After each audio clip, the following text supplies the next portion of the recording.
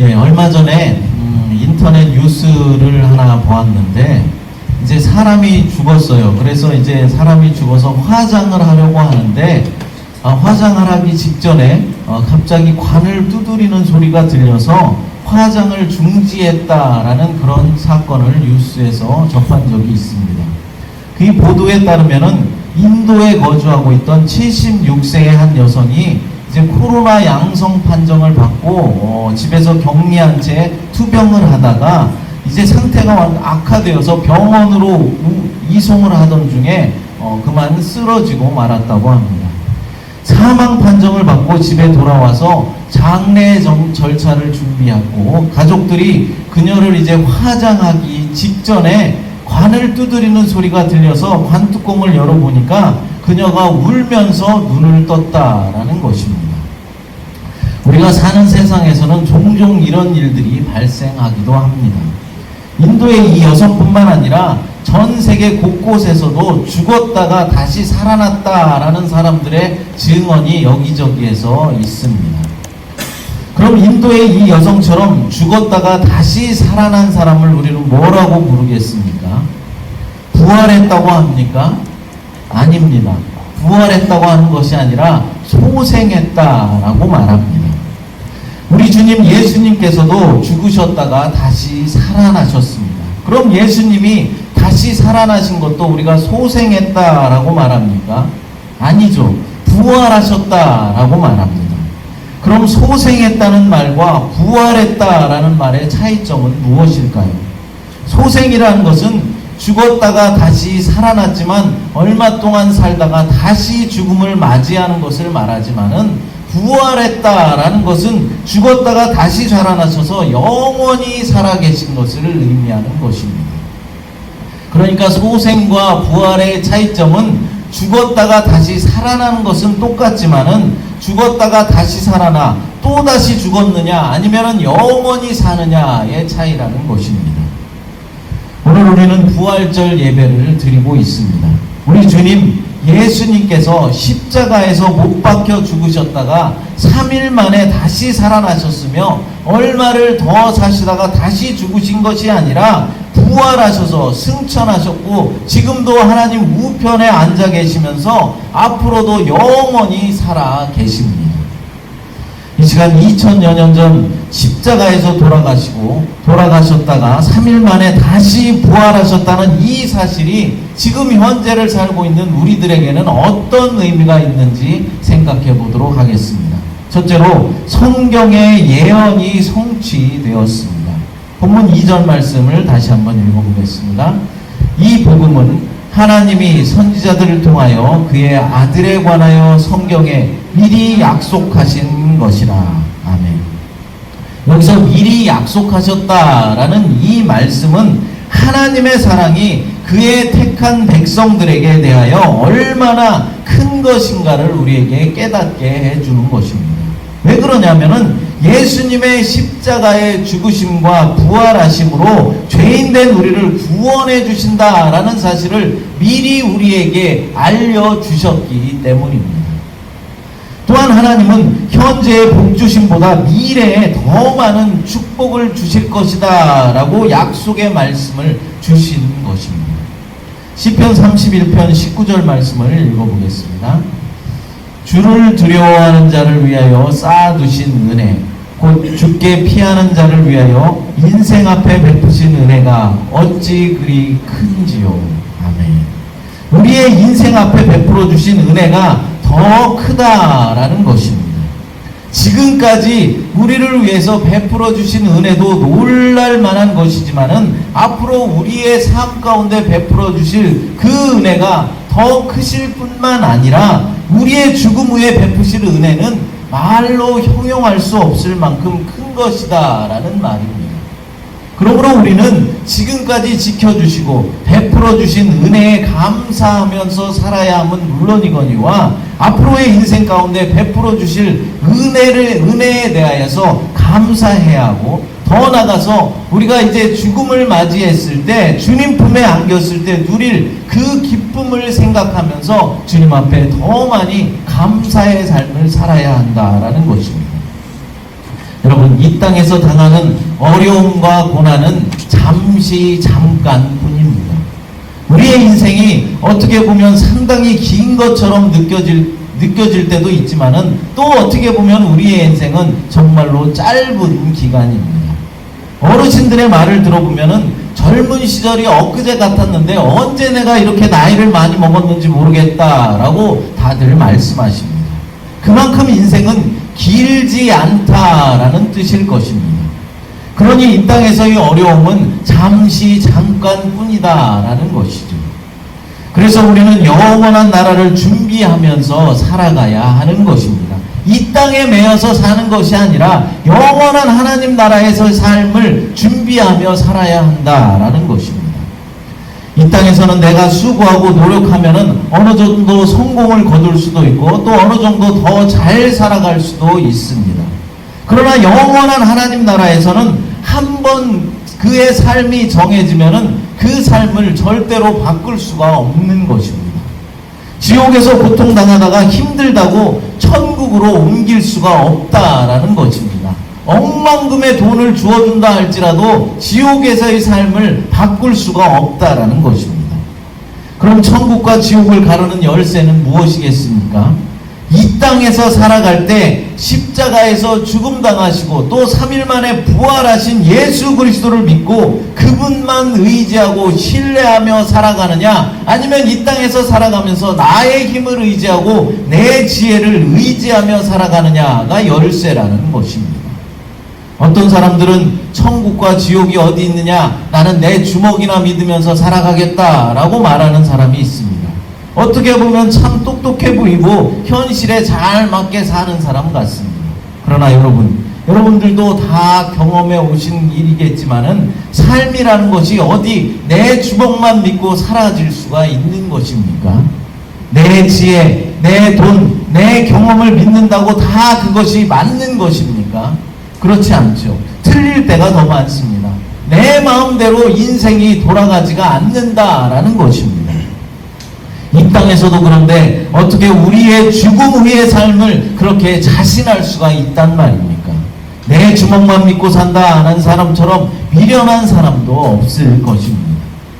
여러분, 복음이라는 것은 아무런 예비나 아무런 계획한 바도 없이 우연히 꽃이어처럼 날아왔다가 사라져버리는 그런 것이 아닙니다. 아주 오래전부터 태초부터 하나님께서 예정하시고 약속해 주셨던 진리라는 것입니다.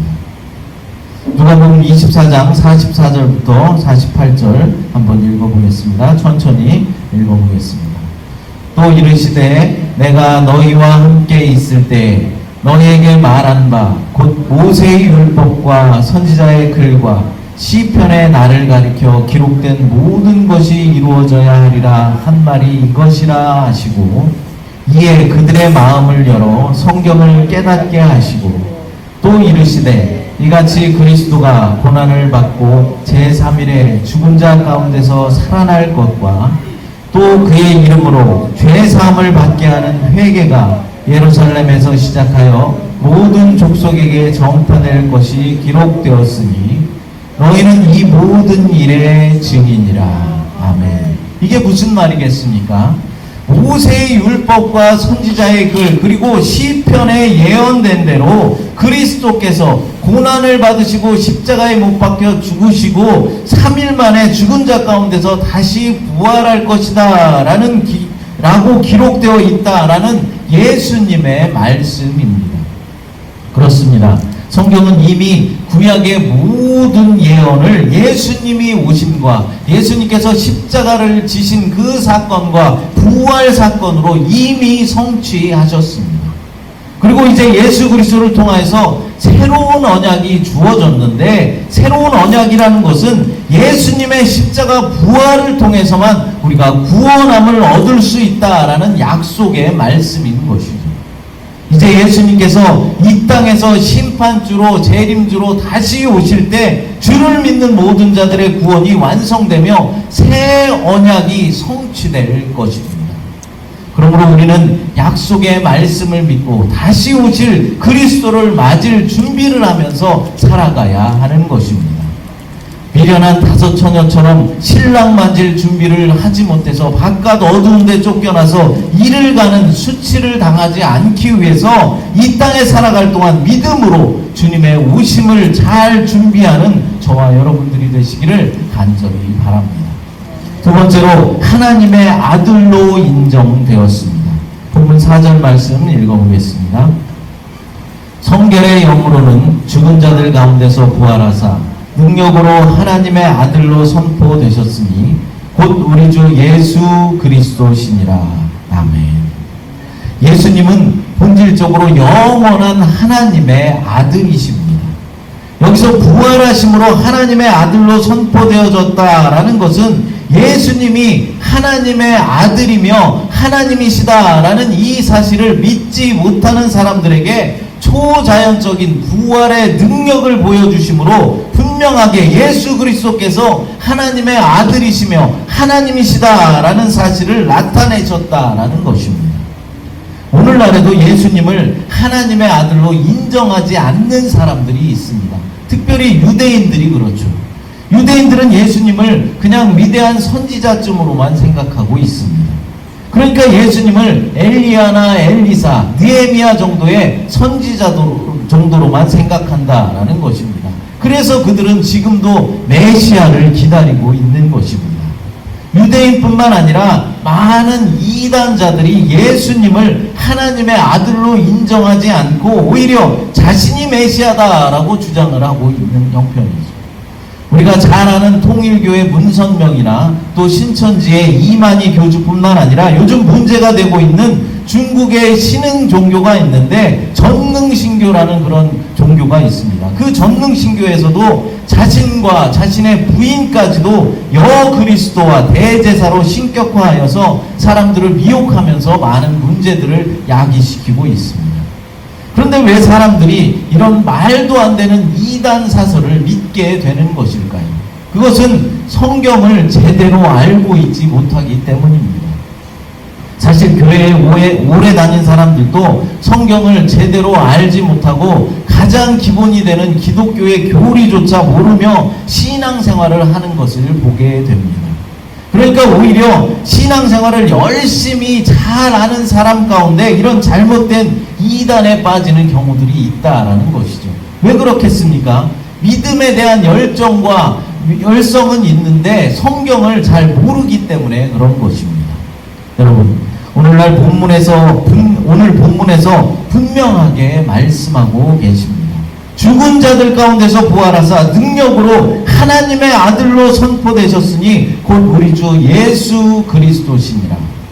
예수님께서는 죽은 자 가운데서 부활하심으로 하나님의 아들이라는 사실을 우리들에게 보여주셨다라는 것입니다. 그러니까 예수님이 하나님의 아들이다라는 말이죠. 구약에서 예언된 메시아가 인간의 몸을 입으시고 이 땅에 오셨고 죄인들의 죄를 짊어지시고 죽으셨다가 부활하심으로써 하나님의 아들임을 보여주셨다라고 분명하게 말씀하고 있는 것입니다. 그러므로 더 이상의 메시아는 있을 수가 없는 것입니다. 그래서 내가 메시아다, 내가 재림주다라고 말하는 사람들은 다 잘못되었다라는 것이죠. 오늘 이곳에서 부활절 예배를 드리시는 여러분들은 예수님께서 하나님의 아들 되심을 분명하게 믿으시기 바랍니다. 그래서 어떤 이단의 미혹에도 흔들리지 않게 되시기를 간절히 바랍니다. 세 번째로 우리를 의롭게 하셨습니다. 로마서 4장 25절 말씀을 읽어보겠습니다. 같이 읽겠습니다. 예수는 우리가 범죄한 것 때문에 내줌이 되고 또한 우리를 의롭다 하시기 위하여 살아나셨느니라. 아멘.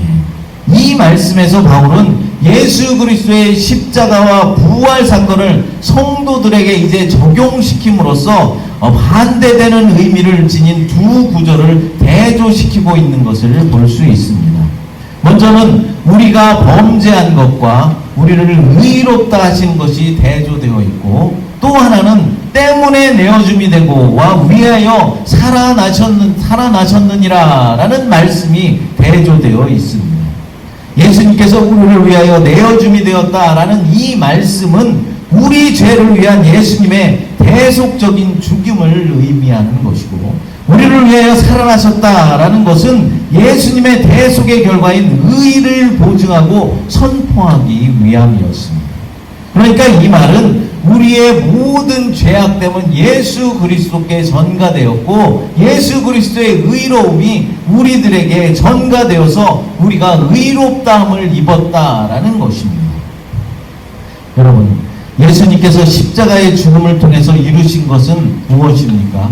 바로 우리들의 죄를 씻어 주신 것입니다. 그런데 우리가 구원에 이르기 위해서는 두 가지의 충족 조건이 필요합니다.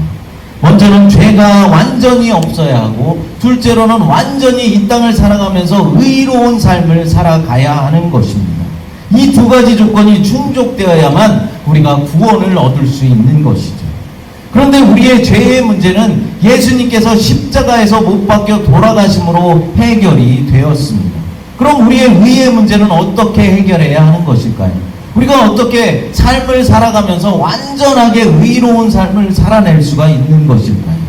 그것은 바로 예수님의 공생애의 삶 가운데 완전하게 의롭게 사신 것, 십자가의 죽음까지 복종하시면서 완전한 의로운 삶을 사셨던 그 의가 우리들에게 전가되어야 하는 것입니다. 그런데 그 일이 일어나기 위해서는 바로 예수 그리스도께서 부활하셔야 한다라는 것이죠. 부활이 없고 십자가 죽음으로 끝난다면은 우리의 죄는 사하여지겠지만 우리의 의의 문제가 해결되지 않아서 결국 우리는 구원을 얻을 수 없게 되는 것입니다. 그러나 예수님은 죽음의 권세를 물리치시고 어둠에서 부활하셨습니다. 그 부활을 통하여서 우리의 의의 문제까지도 이제 해결이 되었고 우리는 구원에 이를 수 있게 된 것입니다. 참으로 은혜이며 감사입니다. 그런데 여러분, 이것만으로 끝나면 안 되는 것이죠. 우리는 예수님의 제자로서 이 땅을 살아갈 동안 의로운 삶을 살아내기 위해서 최선을 다해야 한다는 것입니다. 어떤 성도들은 예수님께서 이미 십자가를 지셨고 부활하심으로 우리의 구원을 다 이루어 주셨기 때문에 우리가 할 일은 아무것도 없다라고 말하는 사람이 있습니다. 그러나 여러분, 예수 그리스도께서 부활하심으로 우리의 의의 문제를 해결해 주시고 우리를 의로운 존재로 삼아 주셨는데 우리가 어떻게 의로운 삶을 살아내지 않고 범죄하며 살아갈 수가 있겠습니까?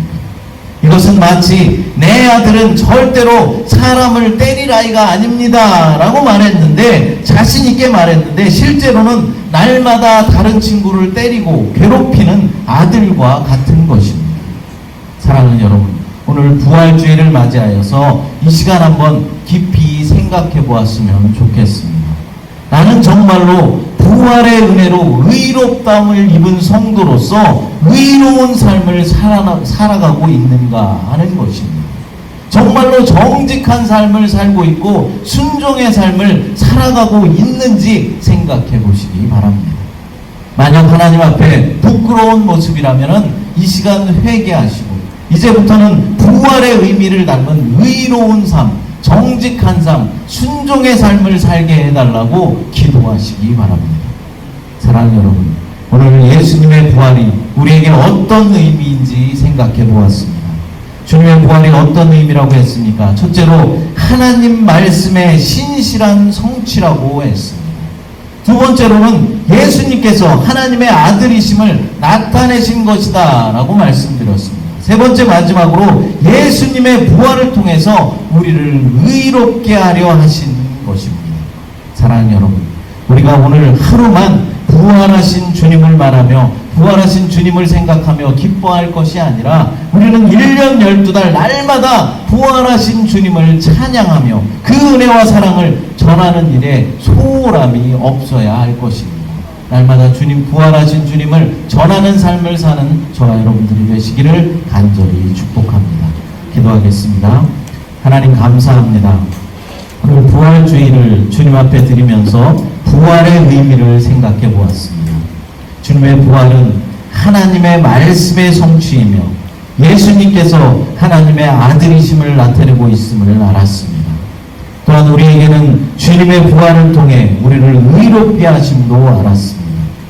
예수님의 부활을 늘 생각하고 기억하며 어려움에도 인내할 수 있는 믿음을 주시고 이 땅의 삶 속에 의로운 삶, 정직한 삶, 순종의 삶을 살아가기 위해 애쓰는 우리 새마음교회 모든 성도들이 될 수 있도록 인도하여 주시옵소서. 부활의 기쁨을 찬양하며 그 은혜와 사랑을 전하는 일에도 소홀함이 없도록 하나님 인도하여 주시옵소서. 거룩하신 예수님의 이름으로 기도드리옵나이다. 아멘.